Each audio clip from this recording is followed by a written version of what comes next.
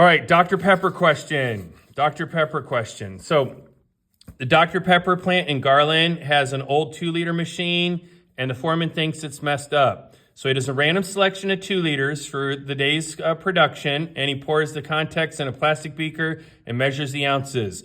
The results of the 45 bottle sample is 65.36 for an average and 1.38 for the standard error or standard deviation or whatever. Calculate and interpret a 95% confidence interval for the population mean ounces, and I really like true, but it is whatever. Ounces of Dr. Pepper placed into 2-liter bottles of this machine. And by the way, 2 liters is 67.628 ounces. So I want mu, the true population mean weight of Dr. Pepper 2 liters with 95% confidence, 1 sample T interval for mu, random, 10% rule, large counts. And again, I like that one much better than the box plot. And then we need these. So let's get that. So on a calculator, stat test number 8, and I want the data I want the stat side of things. And then I got 65.36 and 1.38. And N is 45, and confidence level is 0.95. I do not split the difference because I'm not doing Z star. And there's my answer. And then in my formula, see right there, there's my X bar, there's my S sub X, divided by the square root of 45. By the way, the X bar and S sub X are the same ones as they are right here also. I have to give T star, and I have to put T star in my formula if I'm going to do that. So inverse T, split the difference, 0.975, degrees of freedom is 44, and hit enter, and 2.02, if you will, 2.02. And then there's 2.02 again in the formula. And then the conclusion, I don't need to read that. You should be able to get that. Does he have evidence the machine's not working correctly? Well, if it's working correctly, 67.628 needs to be in the confidence interval, and it ain't. As a matter of fact, we actually have convincing evidence that it's being underfilled. Not just that it's not correct, but that it is specifically underfilled.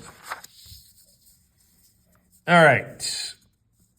Proportions problem. After another horrible year with the Dallas Cowboys, I tell you what, the best thing about this, every year that context is solid. Every year that context is solid.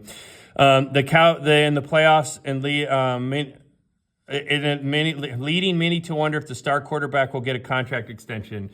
This was old Dak Prescott before he got his. That's why I wrote this one.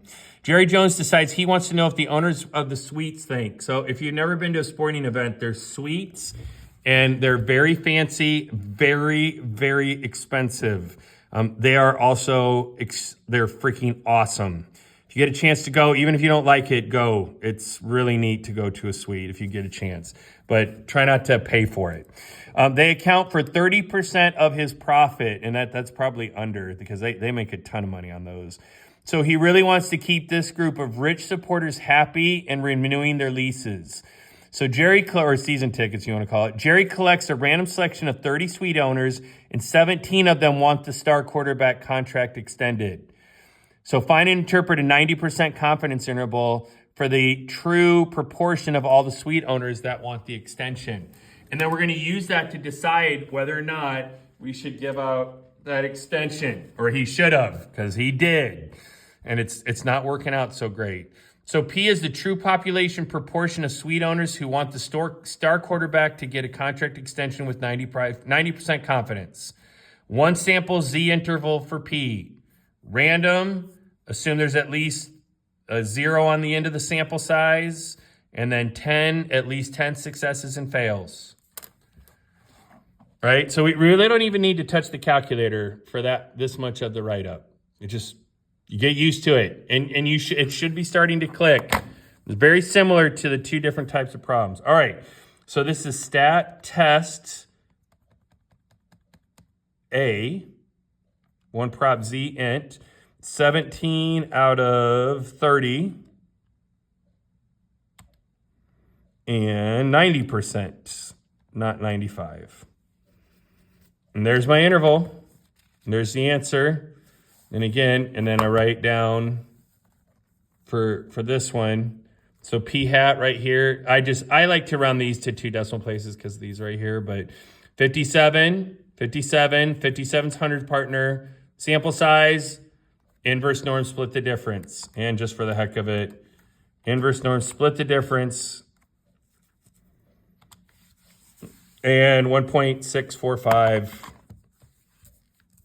And then the conclusion. Now, Jerry will sign the star quarterback to the extension if 75% of the suite owners want him to.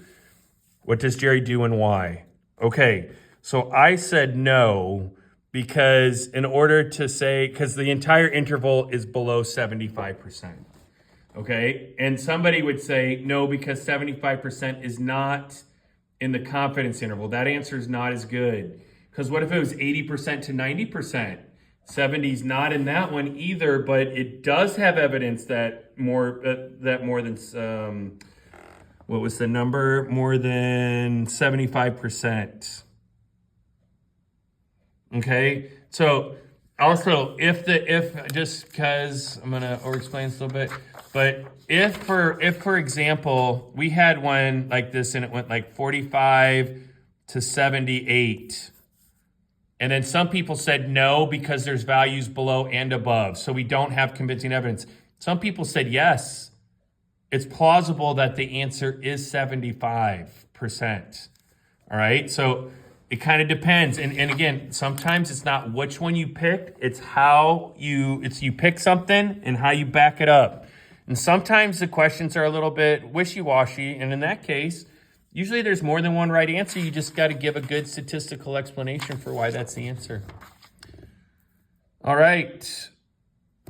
That seemed to go really fast. That's all right. Good.